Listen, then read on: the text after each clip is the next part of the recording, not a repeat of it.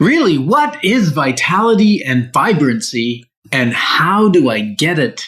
It is exuberant physical strength and mental vigor. Moving forward with the Decker team. Moving forward together with the Decker team. Welcome to another Life's Inside Track episode. I'm Yetta Decker. And I'm Ken Decker. And we're excited because we get to share techniques, thoughts, tools, tips, and even some truths that we all need. We all deserve. You, I, and everyone. So we can turn our house into home where our families thrive and we live the best life possible. So in this episode, we're going to consider that the best guide sometimes, often actually, is that still small voice from within, or maybe it's from above, but it's within our being. It's not from someone out there. And so we're going to consider the value of that and how to tap into it.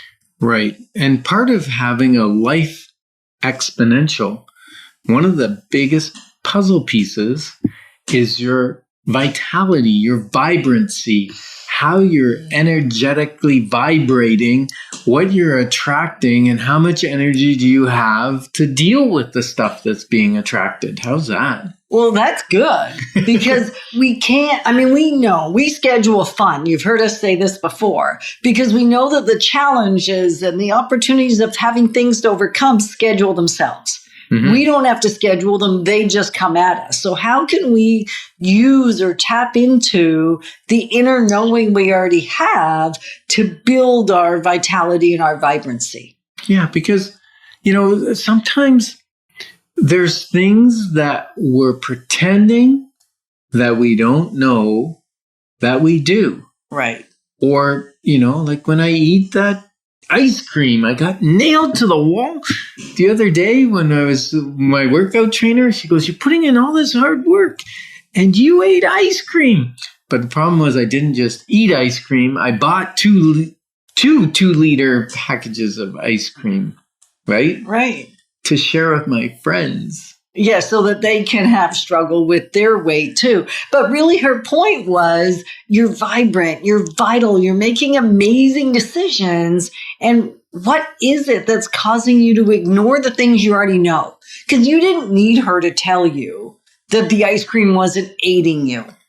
Yeah, it wasn't aiding in my goals of my reduction in percentage of fat in my body. And I know that if I eat a healthy protein with good greens and salads and vegetables and that kind of stuff, then it's going to assist my body in building muscle and eliminating fat. Right. Ice cream is not on that list. It doesn't hit the radar. Neither is candy bars or chocolates, right. or unless it's dark chocolate, or chips.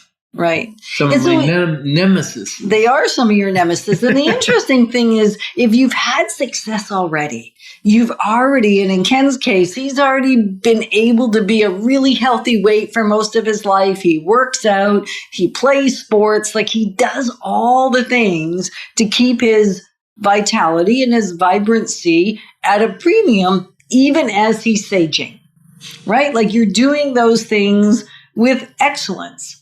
And so you've already had success. You already know what success looks like. And so maybe you're like Ken, and you've already had significant success at one point in your life. And for right now, because COVID has particularly hard on a lot of us, right? Because it kind of threw us into a state where we were having to function differently than we'd had to function in a while, or probably ever. Yeah. And so I think that kind of threw many of us, if you're anything like me, Ken, as you've heard him say maybe on some other episodes, said he picked up a couple 10, which meant 20 pounds, right? It's not what you were thinking, but the couple 10 is gone now. I know it is, but that was part of the COVID conversation in the earlier days. And so as you've already had success, what I'm going to ask you to do is tap into what you already know worked for you.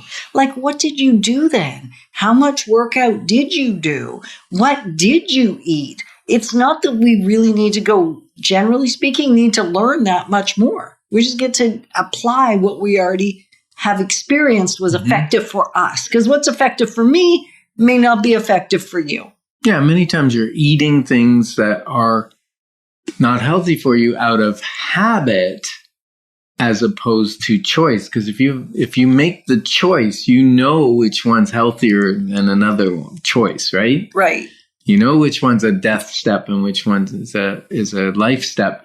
And also, one thing it's important to say is the trainer said, go ahead, have your treat once or twice, maybe on the weekend. And don't have it every day because your body won't react as well to it, and you're shocking the sugar levels too frequently.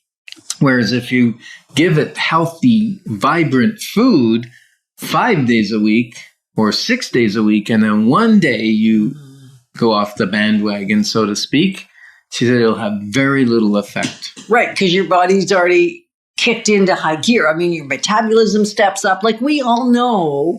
Well, most of us know because we've learned, we've read, we could Google it. I mean, we didn't try and Google this one. You could watch our shows. You could tap into the 31 life step journey. We actually break down the health journey, both the mental and the physical. That's because really it's cool. Really both. You talk about the 31 life step, and it's an amazing 31 video content that we've recorded on how we've created our life exponential and the steps that maybe you want to take to make your life even better than what it is now.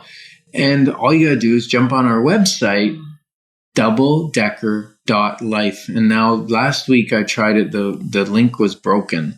So anyways, we got someone working on that. If it doesn't work, just Google doubledecker.life in your Google, and it will get you to the website without going through the www thing. Right. Cool, eh? Yeah, it is cool.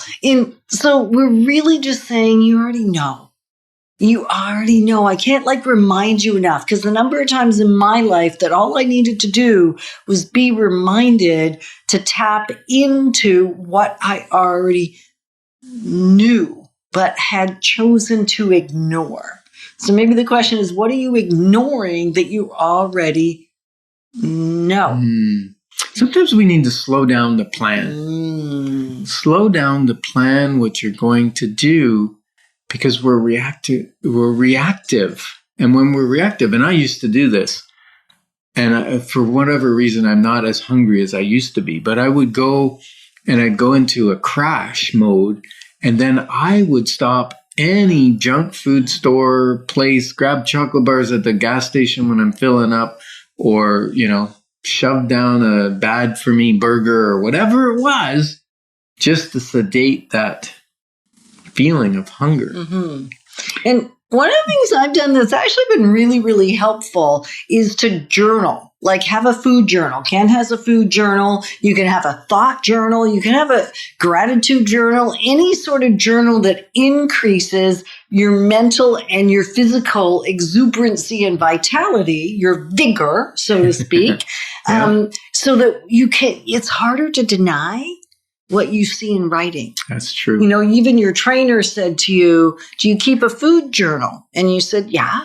And she goes, well, do you look at it every day and highlight the things that aren't good for you? And it was like, yeah. So how often? Well, at least once a day I'm having something not good. So it doesn't lie to you. Mm-hmm.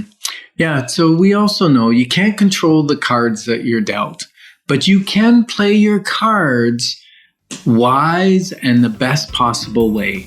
We're grateful to be your partners in moving forward in the development of wealth, wisdom, and worth. Moving forward with the Decker team. Moving forward together